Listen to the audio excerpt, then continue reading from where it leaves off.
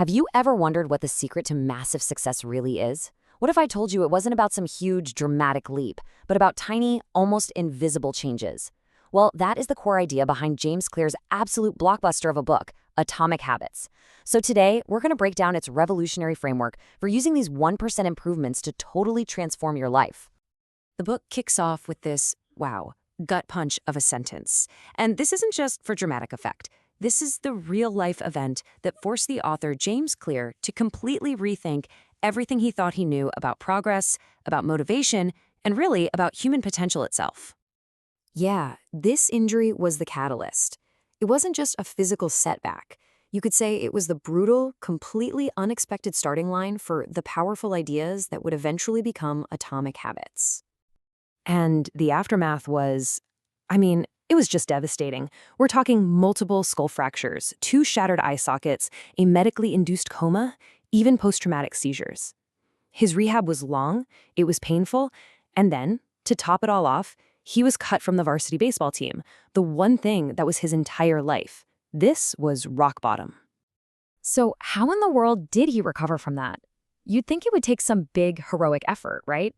But nope. His comeback actually began in college, with habits so small they seemed almost insignificant. You know, things like making his bed every morning, or just sticking to a regular sleep schedule. These tiny little acts of discipline gave him a sense of control, and they slowly, piece by piece, rebuilt his confidence from the ground up. This whole personal experience of literally rebuilding his life from zero led Clear to his first huge discovery, the incredible, almost hidden power of getting just 1% better.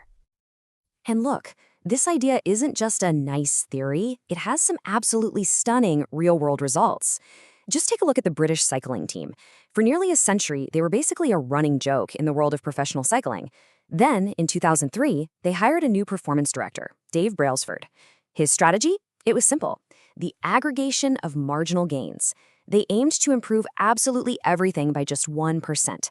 I'm talking about the ergonomics of the bike seats, the type of massage gel they used, even how the riders washed their hands to avoid getting sick. And the result? Complete and utter dominance. We're talking 178 world championships and 66 Olympic gold medals in just 10 years. It's incredible. So what happens when you apply that 1% rule to your own life consistently? Well, the math isn't just surprising, it's explosive. It leads you right to this number. So if you get 1% better each day for a whole year, your intuition probably says, okay, that's 365% better. But that is not how it works. Thanks to the magic of compounding, you end up nearly 37 times better. You see, small, consistent efforts don't just add up, they multiply exponentially. But here's the catch, and this is what trips everybody up. That exponential curve also explains why it's so darn hard to stick with new habits.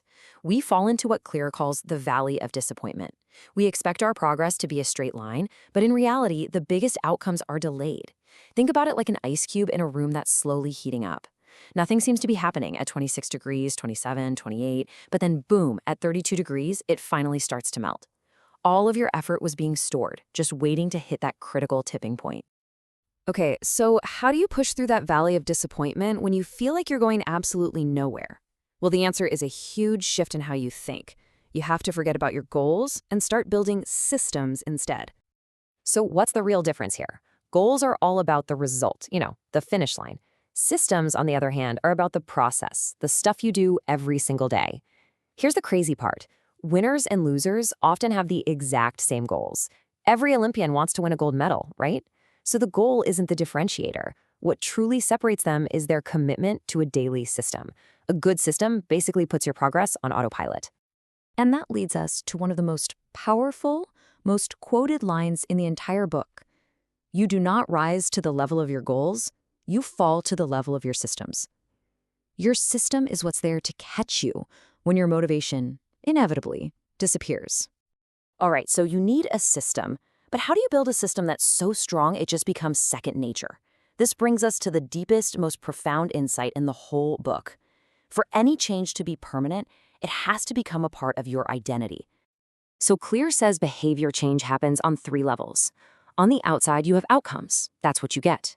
In the middle, you have processes. That's what you do. But at the very core, the deepest level is your identity. That's what you believe about yourself. Now, most of us try to change from the outside in. We start with the outcome we want, like I want to lose 20 pounds. But real, lasting change works from the inside out. It starts with who you believe you are. The psychology here is just so powerful. Let me give you a simple example. Imagine two people who are trying to quit smoking. Someone offers them a cigarette.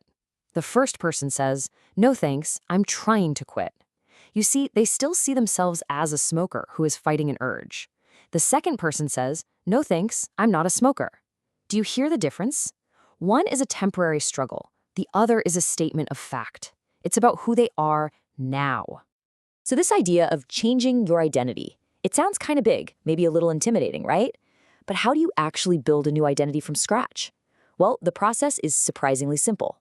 You do it by casting votes. This is such a cool way to think about it. Every single action you take is literally a vote for the type of person you want to become. Every time you lace up your running shoes and just get out the door, you're casting a vote for I am a runner. Every time you pick a salad over the fries, you cast a vote for I am a healthy person. These small actions start to build up as evidence for your brain, creating a new identity.